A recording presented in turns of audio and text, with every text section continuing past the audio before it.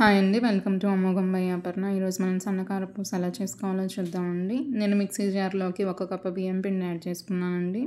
ఒక 2 స్పూన్లు వాము యాడ్ చేసుకున్నానండి టేస్ట్ కోసం. ఫైన్గా గ్రైండ్ చేసుకోవాలండి.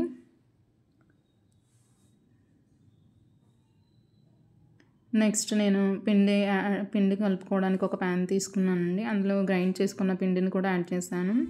ఒక 100 గ్రాముల శనగపిండి వాడుతున్నానండి ఈరోజు చక్రాలకు నేను. దానికి ఒక 50 గ్రాముల బియ్యం పిండి కూడా యాడ్ చేసుకుంటున్నానండి. ఒక హాఫ్ స్పూన్ పసుపు యాడ్ చేసుకున్నానండి. ఈ సన్నకార పూసకి ఎటువంటి కారం ఏమీ వాడమండి. ఓన్లీ సాల్ట్, వాము ఫ్లేవర్ అంతే. బాగా గ్రైండ్ చేసుకోవడం వల్ల పిండి బాగా కలుస్తుందండి. క్రిస్పీగా కూడా ఉంటాయి చక్రాలు. వాము మిక్సీ చేసుకోవడం వల్ల బొక్కలకు అడ్డం పడకుండా ఉంటుందండి. సన్నకార పూస ఫ్రేమ్ వాడతాం కదా మనం. ఇప్పుడు జల్లించుకున్న పిండిలో రుచికి సరిపడా సాల్ట్ యాడ్ చేసుకోవాలండి మనం.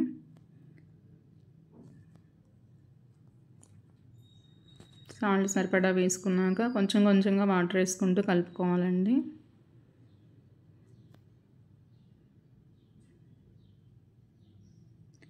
ఒక మామూలు చక్రాల పిండి కన్నా కొంచెం లూజ్గా ఉండాలండి పిండి. కొంచెం లూజ్గా ఉంటే సరిపోయిద్దండి. మనం ఫ్రేమ్లో పెట్టేసుకోవచ్చు.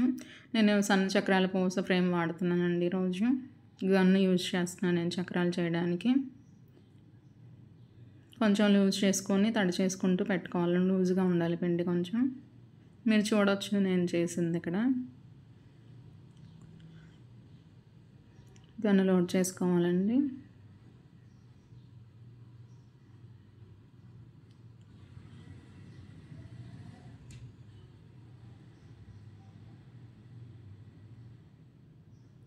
నెక్స్ట్ డీప్ ఫ్రైకి సరిపడా ఆయిల్ పెట్టుకుంటున్నానండి నేను.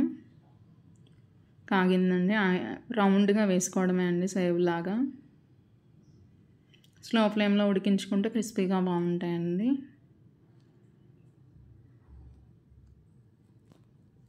రెండు వైపులా తిప్పుకుంటూ కాల్చుకోవాలండి. ఒక 1 మినిట్ కదిలించకుండా కొంచెం క్రిస్పీగా అయినాక తిరగేసుకుంటే సరిపోతుందండి.